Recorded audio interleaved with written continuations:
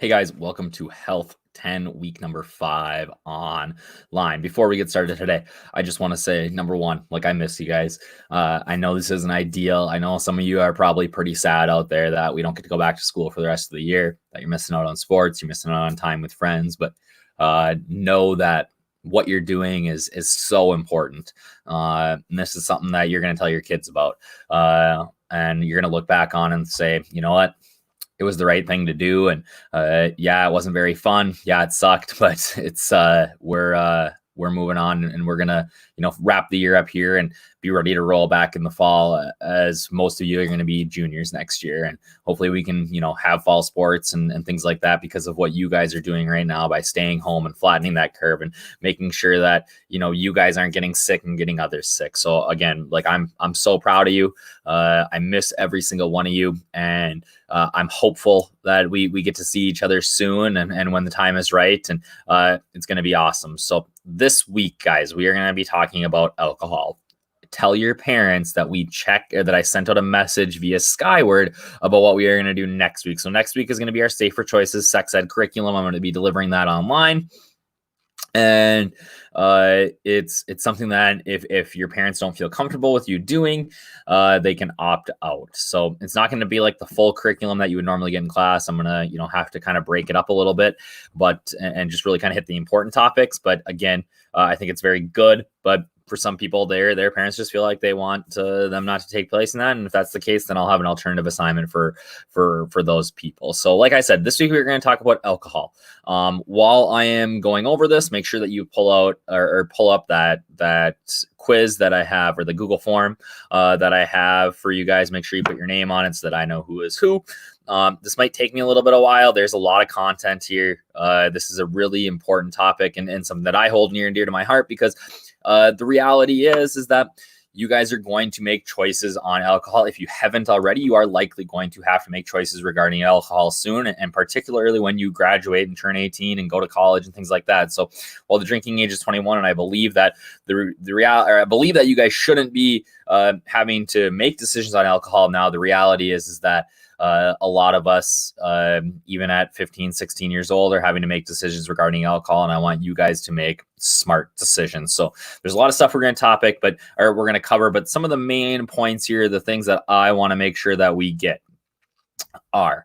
So we need to discuss the prevalence of drinking. So like how often it happens. Typically in class, we would do, some surveys. I think the reality is that we think the number is a lot higher than what it is. At least that's what our survey data tells us. So what I've seen in this class when we've taught it in the past is that, people have, we've had numbers anywhere from 70% of sophomores are drinking, or 80% of sophomores are drinking every single weekend.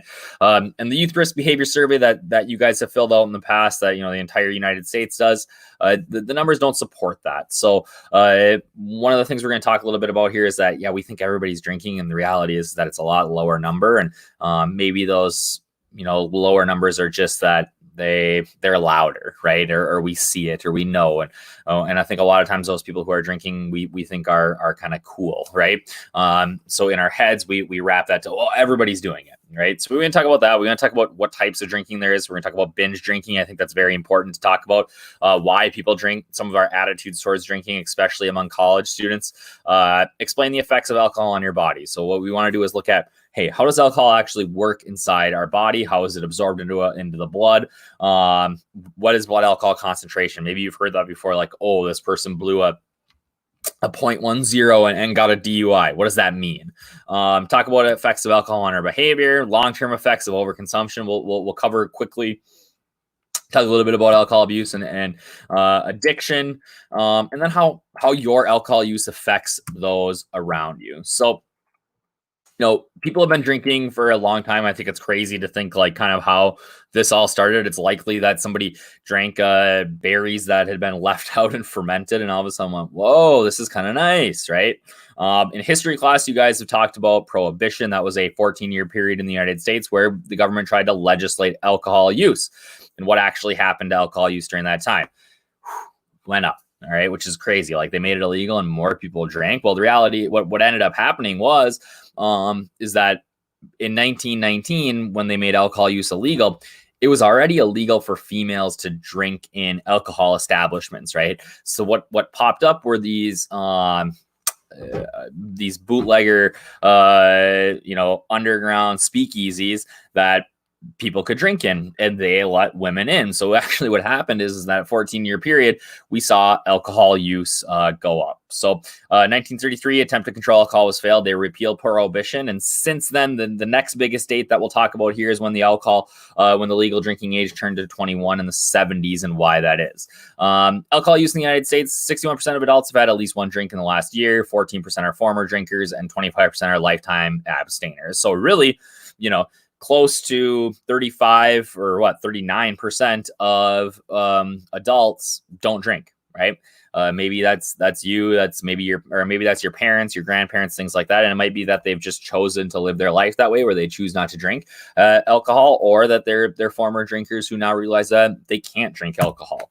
Alcohol use and abuse is among the most significant health-related problems in the United States. One of the biggest reasons that people have issues. So 50% of all adults have more than 12 drinks a year. 80,000 people die each year from alcohol-related diseases. 25% of all high school seniors have had 5+ drinks at one time in the last 2 weeks. But then we see that number goes up significantly when kids go to college. So in a 1 week span, 49% of college students had some sort of alcohol, and 35% had 5+ drinks at a time. That's what we consider binge drinking. So anything over 5 drinks in a setting is binge drinking. And that's a 10% increase in half the time as we go to college, right? And that's, I think, the biggest thing that I want to get across to you is that this idea that, oh, we go to college, it doesn't matter if I'm underage, whatever, I can drink and it's fine. And the reality is that that's very scary to me, and that's something that can really significantly impact you. And we'll talk about a little bit about the reasons why here in a second. Alcohol use and abuse. 11,000 Americans die from alcohol-related traffic collisions. 1.4 million drivers arrested for driving intoxicated every year. This is the one, I talk about it at the beginning of the semester, that this is the one time that I will stand on my soapbox and say, do not drink and drive. I very rarely tell you guys, don't do this, don't do this. Like, my life has been affected by people who have been in drunk driving accidents on both sides. So first example is I had one of my best friends growing up. We lived in the same neighborhood. He was a year older than me. We worked together all summer before his college year. He was so excited to head out to NDSU and go to college. And he was at NDSU and his girlfriend was at UND. And that fall, they were drinking in college, right? 18 years old, underage, illegal. Him and his girlfriend got into a fight over text message. And he thought, you know what? I'm going to go up there and we're going to work this out. And he drove from Fargo to Grand Forks and knocked on the door. And she said, "You're drunk. I'm not letting you in. This is ridiculous." And he got back in the car and drove back to Fargo. And what ended up happening is he passed out on the way back to Fargo and wasn't wearing a seatbelt, went off the side of the road, hit the ditch, ejected from his vehicle, and died. 19 years old. Like I said, kid that was one of my best friends growing up. We lived on the same block. We played together from 5 years old on, made a poor decision with alcohol, and just like that, he's gone. Does that just affect him? No. How do you think his girlfriend feels? She has to live with that guilt that she did the right thing. She did 100% the right thing. She let him go, told him not to come into her dorm or wherever it was. And but because he had been drinking and driving, he ended up dying. And that's, she has to live with that guilt for the rest of life. So his decisions affected her. Another story on the other end of that is another guy I worked with in the summer, grew up playing hockey with. It was my first year teaching out here in Fisher, and it was a Friday morning, and him and his wife got into their vehicle. He took the day off of work. He was supposed to work that day, and got into their vehicle, and they drove to Duluth to go shopping for the day. And on the way there, he was going up a hill, and the guy with the big truck and a fishing boat was coming up the other way. and the guy driving the fishing at 6 a.m. was still drunk, driving the truck up to go fishing up on Rainy Lake. And he was in the wrong lane. And when they got to the top of the hill, they met each other, and that truck drove entirely over that car. And unfortunately, both my friend and his wife passed away, and they were in the right lane. They were doing nothing wrong, and they were killed. It makes me choked up just to think about it. And it's just, there's no reason to ever get behind the wheel and drive drunk. You affect so many people's lives. It's sad. And you've seen those commercials on TV that buzz driving is drunk driving. The guy that ran my buddy over, he wasn't even over the legal limit, but he had alcohol in his system and killed 2 people.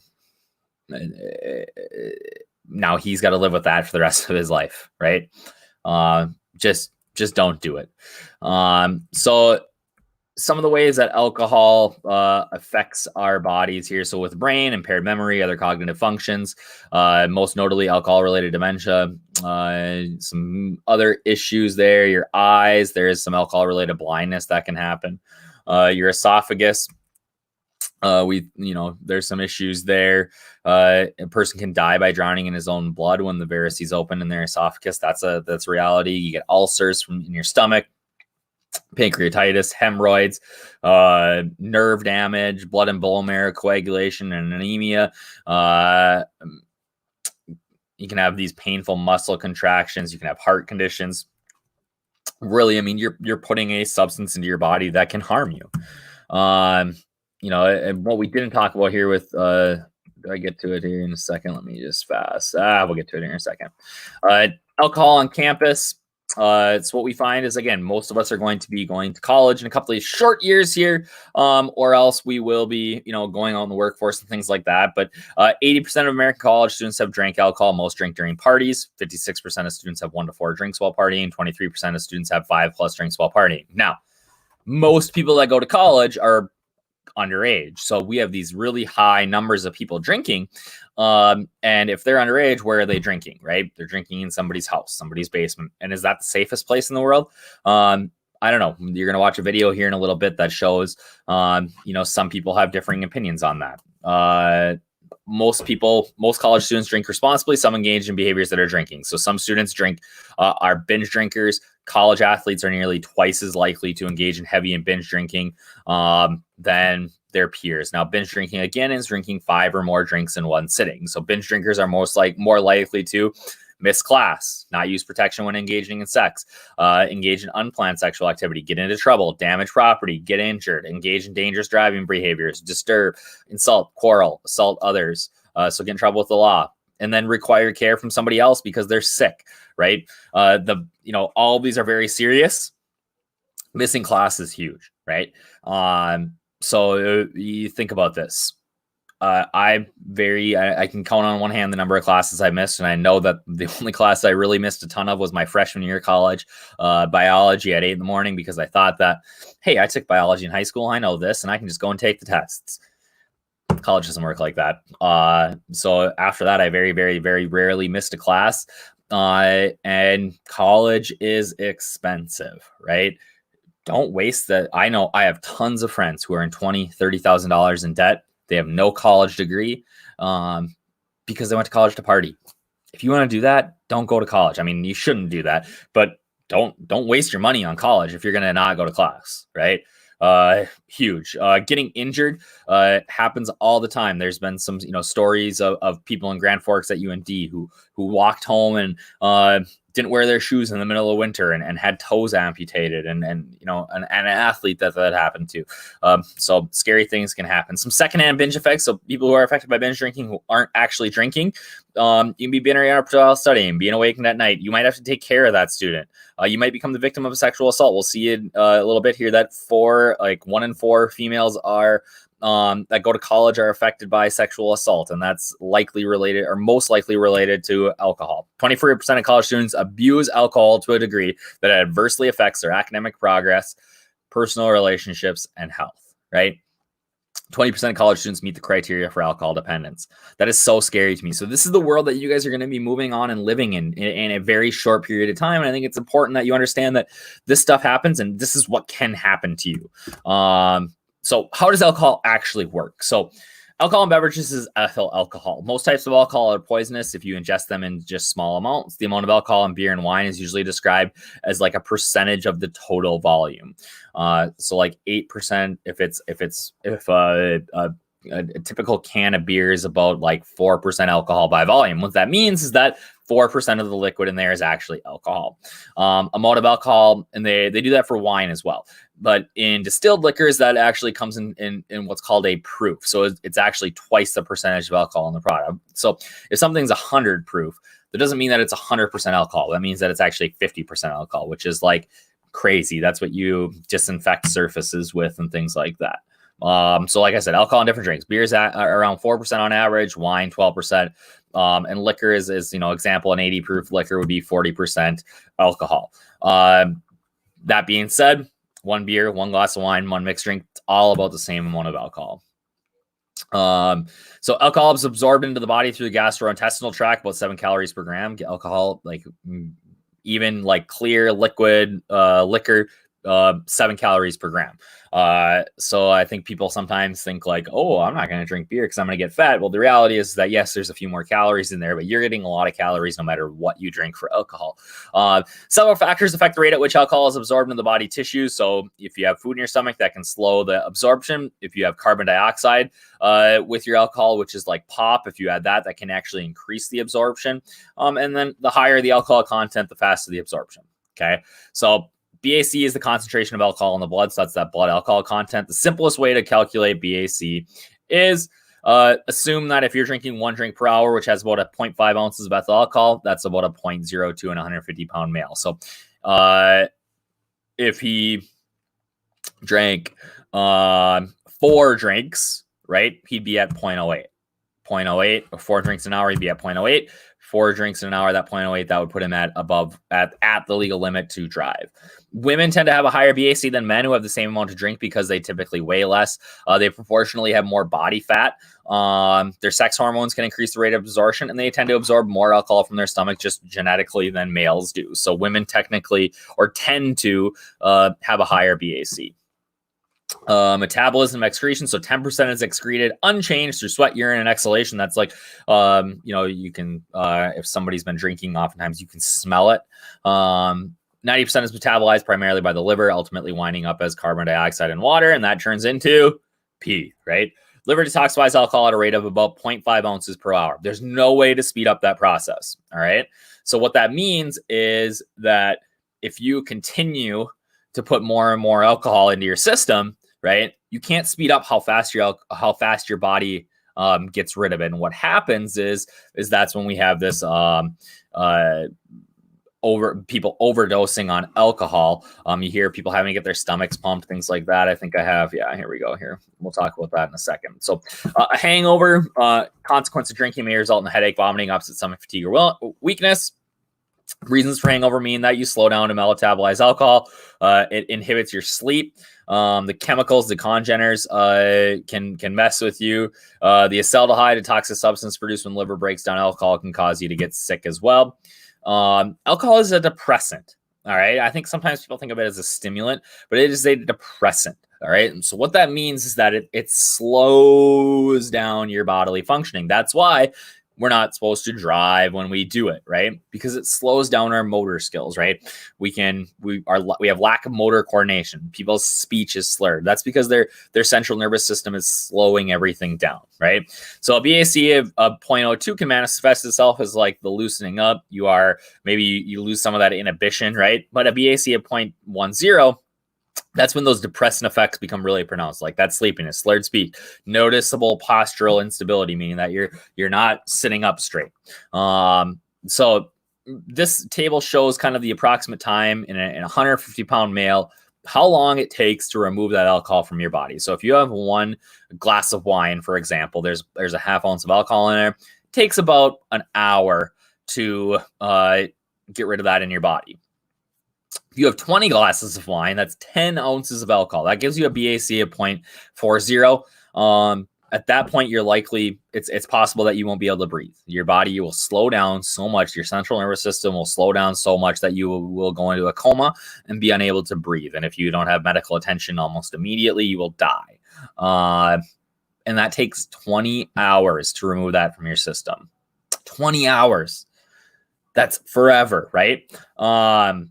15 beer, that's complete loss of coordination, 0.30. Again, if you are at anything over 0.30 on a BAC, you are likely to require hospitalization and help. 30% of the 34,000 annual highway fatalities involve people who are intoxicated. It affects your motor skills, your judgment, right? Your reaction time, which is why you cannot drive. I cannot be like more emphatic about that. You cannot drive. Some other effects: irritation of your gastrointestinal tract. You can have decreased blood pressure. And it should not be ingested simultaneously with other central nervous system depressants, right? So we do not want to mix alcohol and drugs because, again, it just speeds up that whole process and can kill you. And not just drugs, right? Alcohol and any sort of depressant. So things like allergy medicine, flu medicine, anxiety medication, okay? Pain and arthritis medicine, things that help you sleep, like that can speed up the whole process and make you very, very sick. You can have some very long-term effects of alcohol. It can affect your reproductive system, your neurological damage, can cause blackouts, seizures, hallucinations, can cause cancer, cirrhosis of the liver, basically the killing of your liver. If we would have watched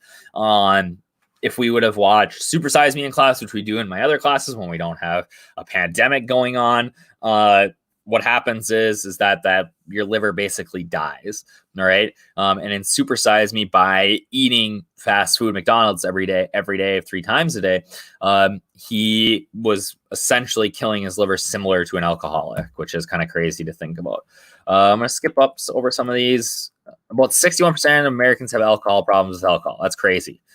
Several million American teenagers between the ages of 14 and 17 years old have drinking problems. So people your age have issues with drinking, right? And it can manifest itself in a lot of ways. More than a lot of people try to self-medicate, which we've talked about in previous chapters, like depression, anxiety, things like that, with alcohol. And more than 1/3 of suicides end up involving alcohol. Alcohol abuse. Young adults rarely seek help for drinking problems, even those who have moderately high levels of heavy periodic drinking. So it's we're gonna skip that part. Responsible drinking. So again, alcohol is very, very scary. So I'm gonna tag onto this a couple of videos with questions that I'm gonna need you guys to watch. Then we're gonna write a paper on what you think the legal drinking age should be based on the information that you got from me and some stuff that you guys have done on your own. I wish we could spend a lot more time on this. Unfortunately, with just everything going on, we can't. So this is like my super fast 25-minute talk through about alcohol. The biggest thing is that it can be very scary, right? And it can change your life in a second, right? So as you guys move on and grow up, and if you're not already, like I said, you're going to have to start making some of these decisions on alcohol. And I'm not naive enough to think that you're not going to. You be smart and take care of each other. I didn't talk about it in here, but or earlier, but like when we have something that happens on college campuses a lot, and you'll hear a little bit about it in one of the videos that we watch, is that these kids binge drink and they get very, very sick. And the common refrain is, let them sleep it off. Let them sleep it off. Well, what happens is that you can choke on your vomit, right? If your central nervous system slows down so much that when you vomit up, you can't do anything about it because you can't move, right? Your central nervous system has been depressed to the point where you can't move, and people choke on their vomit and die. Or they just drink so much that their lungs quit working. I mean, think about it. You don't ever have to think about how you breathe, right? But because your central nervous system is working, your alcohol use can excessive alcohol. I'm not saying like 1 or 2 drinks, but excessive binge drinking alcohol use can make it so that your central nervous system just quits working and you don't breathe anymore, right? You have to get somebody help. You'll know in your heart, you'll know that nope, we can't put this kid on the couch and just let him sleep. We got to get him to a hospital. And you have to do it because you can't let your friend possibly die because you're scared of getting in trouble. It's going to be okay, right? Get that person help. Don't just let them go to sleep on the couch. If they're that sick and you're nervous about them, you got to get them into a hospital. You got to call their parents. And right now, like you're at home, like you can call somebody's mom. They can be there in 10 minutes, right? As you go to college, you might be in Bemidji, you might be in the Minnesota, you might be in the Twin Cities, you might be in Boston. Like your friends at college are your family, right? So take care of each other. Don't let somebody pass away or be very, very sick or have these issues and again, don't let them get into a car and drive because you have to live with that for the rest of your life. I think sometimes we don't talk about how scary alcohol is and how dangerous it is because it's just kind of commonplace. Like we talk about how, you don't do drugs. But the reality is that I think we have a lot more issues with alcohol in our society and, it can be very, very scary. So I don't mean to like depress you. This is a tough subject, but I want to impart on you how important it is to make smart decisions with alcohol. And even when you are 21, even at 31, right? You have to continue to make smart decisions with alcohol because again, your life can change or somebody else's can change in a second. All right. So again, that's our presentation here. Turn in this form for following along here, and I'm looking forward to reading your guys' responses on everything else.